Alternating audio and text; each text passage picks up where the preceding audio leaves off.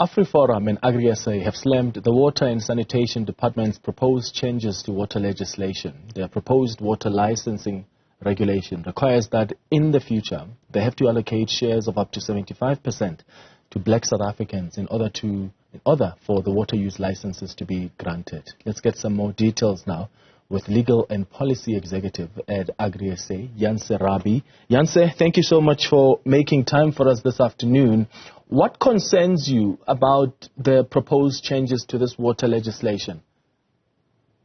Thanks for the opportunity. The proposed requirements for water license applications have included as another provision, and something that we haven't been aware of up until now, requirements for applicants for water use licenses.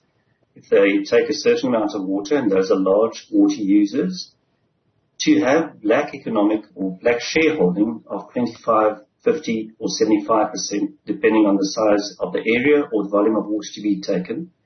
So that shareholding needs to be in black ownership, and that concerns us enormously because it really targets the agricultural sector, which, as we know, is the largest user of water, and certainly places or creates the position that where water users are going to be denied the right to lawfully use water if these draft regulations come through. And that leads to concerns about food security if our agricultural sector, the largest user of water, is not going to be able to use water lawfully in terms of the proposed regulations.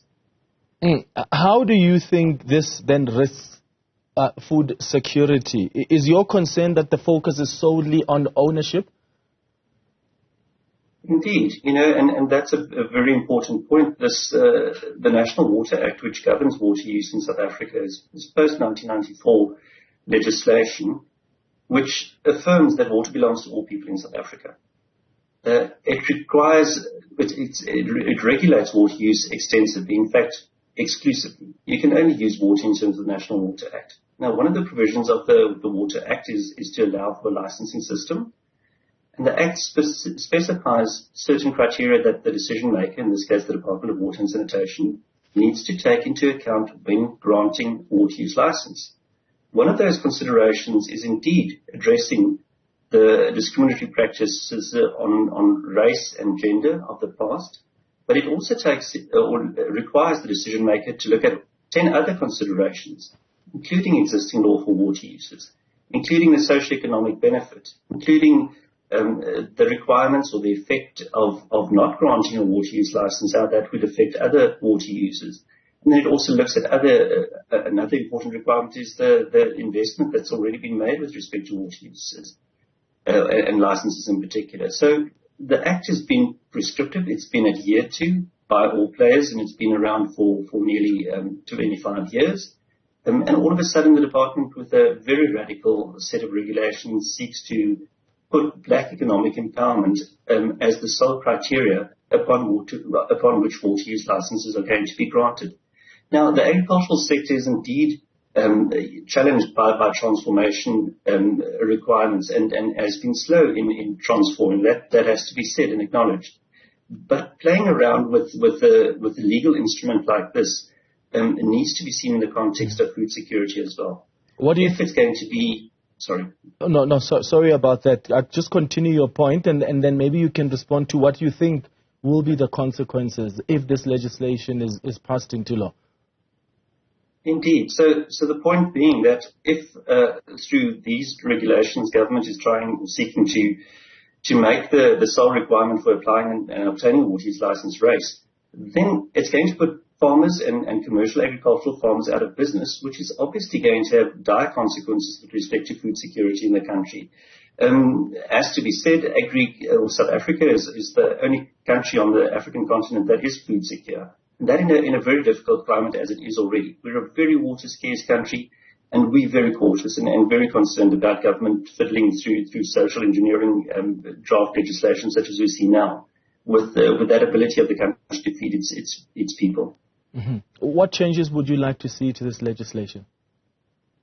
I'd like to see the requirement taken away altogether, because it's adequately provided for in terms of the legislation, the founding legislation which allows for water licenses already. So from our point of view, it's inappropriate. And having said that, the issues around transformation have been ongoing for nearly 30 years now. We've been particularly active in participating in government initiatives in trying to transform agricultural sector in general, water use sector in general. And it's not necessary to now, through one suite of legislation, try and create an absolute undesirable situation, which is, as I said, going to put commercial farmers out of business. Okay. How do you suggest then we can change the demographics concerning water use in South Africa? Because as you've outlined, water belongs to all people in South Africa, and it's important to have an inclusive and representative agricultural sector in our country. You've indicated yourself that the transformation has been quite slow in the sector. So if government doesn't come up with legislation like this that tries to advocate and push for a speedy transformation in sectors like agriculture, how do you suggest this can be done? Indeed, and that is the vital question, I suppose, in the discussion altogether. Government doesn't know who uses what water. They simply base the licensing requirement and seems to formulate its policy positions on licensing. Licensing is not the only way in which water is used lawfully in South Africa. As I've mentioned, there's existing lawful water uses. There are generally authorized water uses, and there are something called Schedule 1 water uses, which includes the watering of livestock. So government is begging on incomplete information this requirement with respect to transformation on the licenses that have been issued. This question of transformation is a country-wide issue. It's not only the agricultural sector that is under it or is faced and confronted with the challenges surrounding that. Government really needs to step up to the plate and make sure that its transformation imperatives come to the fore and are actually fully complied with and executed. This includes creating an investor-friendly environment in which all farmers, black and white farmers, can flourish and exceed. And this is what's not happened so far.